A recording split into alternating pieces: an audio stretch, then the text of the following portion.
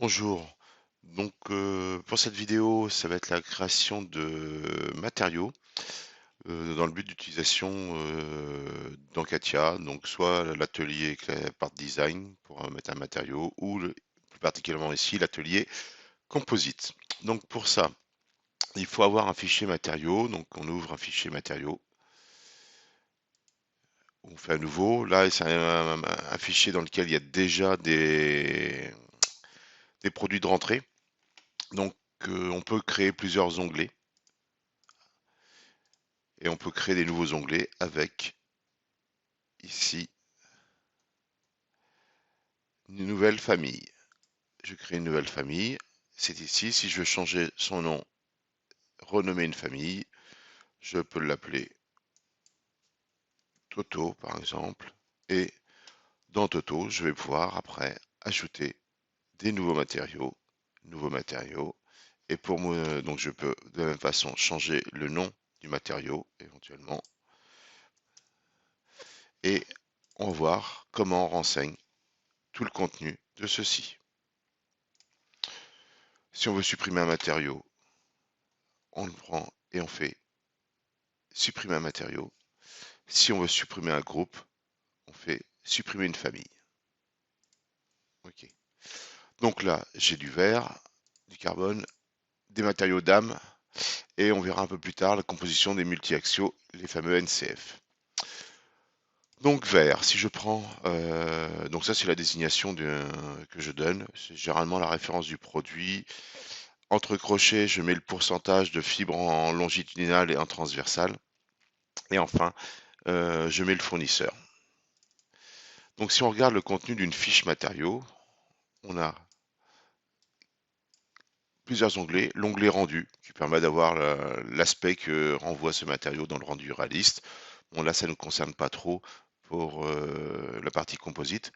Propriété de l'élément, c'est là que je peux rechanger son nom éventuellement. Analyse, là, c'est si je désire faire une analyse d'éléments finis, il faut dans CATIA, il faut absolument que je renseigne les caractéristiques mécaniques. Et donc, je peux soit considérer que c'est un matériau isotrope, orthotrope, et dans ce cas-là, on va me demander le module longitudinal transversal et tout ça à renseigner pour que le calcul puisse se faire. Donc ça, c'est une obligation si je veux faire un calcul élément fini dans CATIA.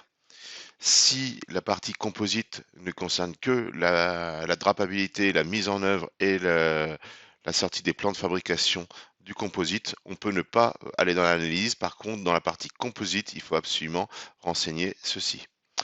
Donc, le type de matériau il peut être soit indéterminé, soit unidirectionnel, soit bidirectionnel, soit NCF, donc c'est les matériaux qui sont cousus, ou des matériaux non structurels. Ce seraient des matériaux qui seraient mis en place lors de la stratification, mais qui ne seraient soit enlevés après ou non structurels. Je pense par exemple au tissu d'arrachage, le fameux DELA. Voilà. Donc ici, on va renseigner quoi dans donc le type de matériaux, l'épaisseur avant et après cuisson si elle diffère, la déformation maximale 15 degrés et sa déformation limite, ça c'est pour voir sur le côté drapabilité si on décadre pas trop le matériau lorsqu'il vient épouser une forme un peu complexe. Donc là, ça permet de mettre un indicateur. Donc c'est à vous de renseigner quelle est la valeur max en degrés que peut encaisser le matériau en déformation. Au-delà de cette valeur, il y a un premier warning qui va se mettre en orange ici, et un deuxième warning qui va se mettre en rouge pour cette valeur-là.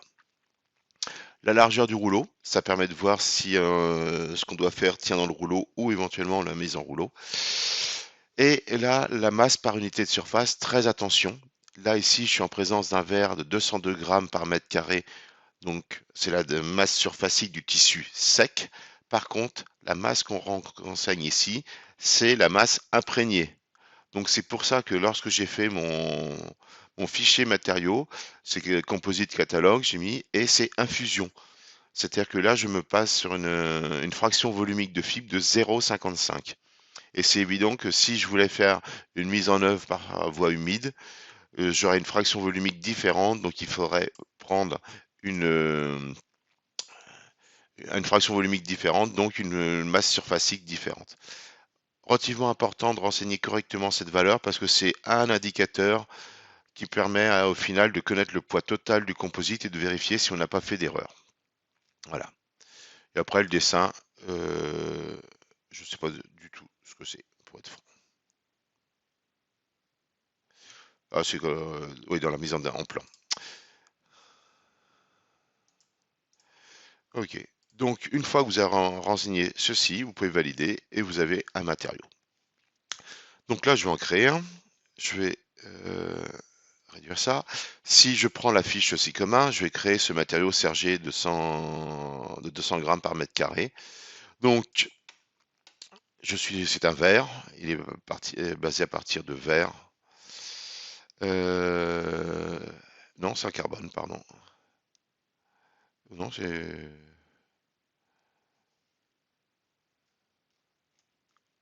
Si, c'est un carbone. Donc, je mets dans carbone. Ah bah, j'avais déjà saisi. Oh, merde.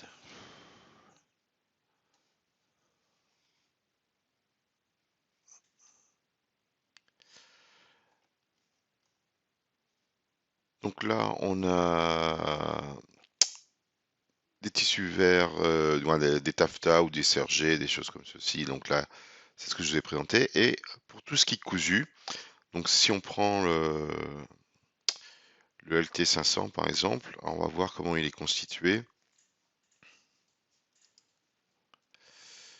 Je vais afficher celui-ci, le LT400. Donc le LT400 version D, c'est le matériau que j'ai créé ici. Donc pour cela, on voit que il est constitué d'un 0 et 90 qui est cousu. Alors qu'est-ce qui va différent par rapport à tout à l'heure? C'est que, donc analyse, je ne l'ai pas renseigné parce que je ne fais pas d'éléments finis, mais dans composite, je vais dire que c'est du NCF, et le fait d'avoir coché NCF, en plus de renseigner les informations de tout à l'heure, on doit, on peut donner la description du NCF. Et ça, c'est intéressant parce que justement, en fonction de comment on va l'orienter dans Katia, donc ils appellent ça main gauche, hand A, hand B, donc main droite, main A et main B. En fonction de comment on va l'orienter, le 0 va se retrouver soit au-dessus, soit en dessous. Donc pour ça, il faut avant définir les matériaux qui constituent le, le NCF. Donc pour ça, j'ai créé un groupe de matériaux où j'ai défini chaque constituant.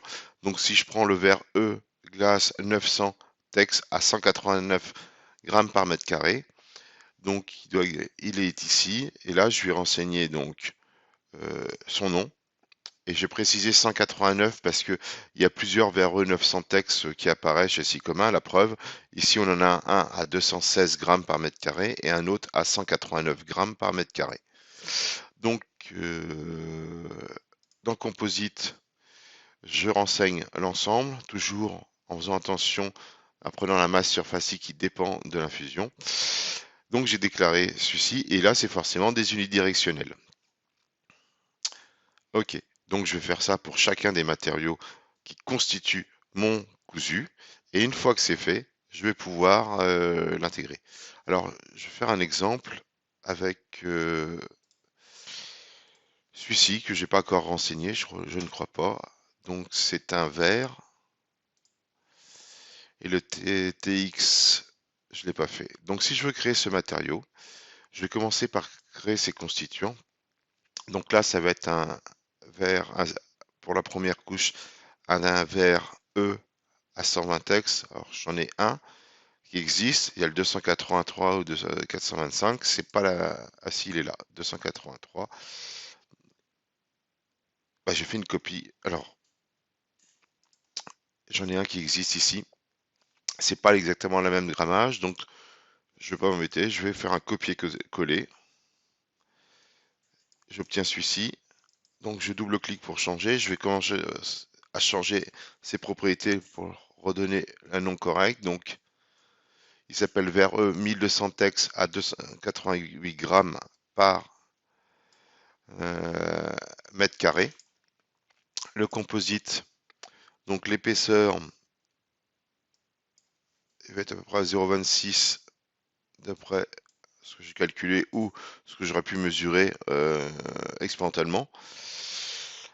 15 degrés et on arrive ici à une masse surfacique de 400 grammes par mètre carré. La largeur de rouleau, c'est 1250. Donc là, j'ai renseigné, c'est la ligne directionnelle. OK. Donc là, j'ai renseigné mon premier élément. Je vais devoir renseigner le deuxième. On voit que pour le pli à 45 et moins 45, c'est la même chose. Donc je vais créer celui-ci. Donc je vais recopier cette base. Je vais le coller. Donc il est là. Pardon.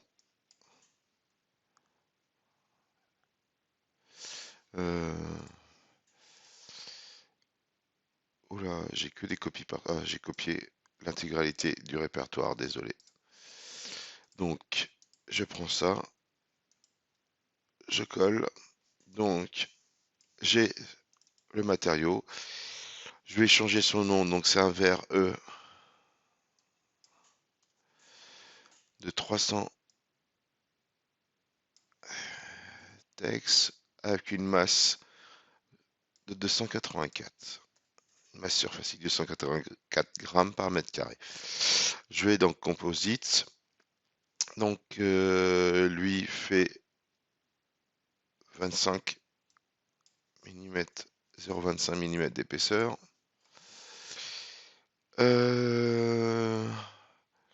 Et on est à 0,30 390 grammes par mètre carré une fois infusé.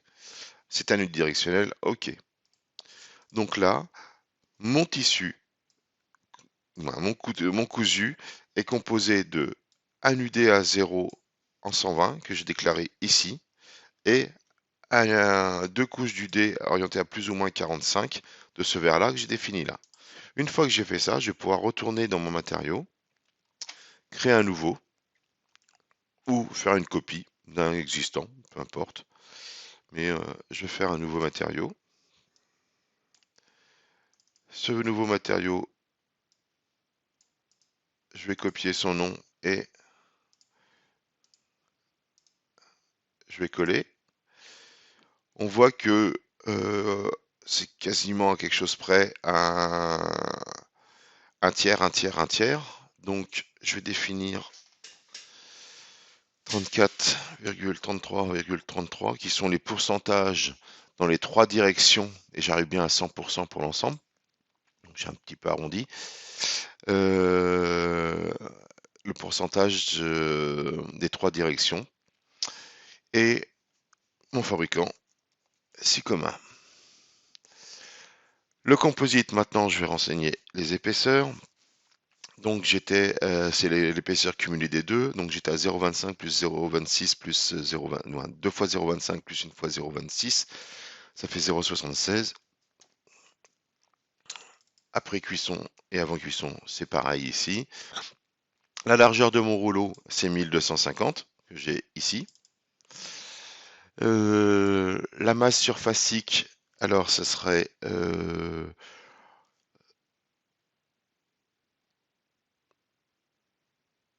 1000 1,180. Bon, le coût, je ne le renseigne pas. Et donc là, comme le type de matériau, c'est du NCF, et donc je vais pouvoir choisir de quoi il est constitué. Alors, il est constitué d'un verre E200 à 288. Alors, verre E à 1200 à 288, c'est celui-ci. Orienté à 0 degré. Je vais rajouter cette fois-ci le verre 300 284. Il est là. Il est à plus 45.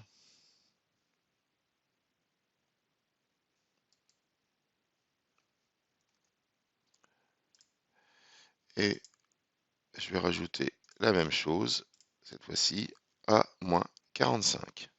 Donc voilà comment on va définir un matériau qui serait de type NCF appliqué. Ok, donc voilà mon matériau qui a été testé. C'est terminé pour cette partie. On va voir comment après on l'intègre dans l'atelier composite.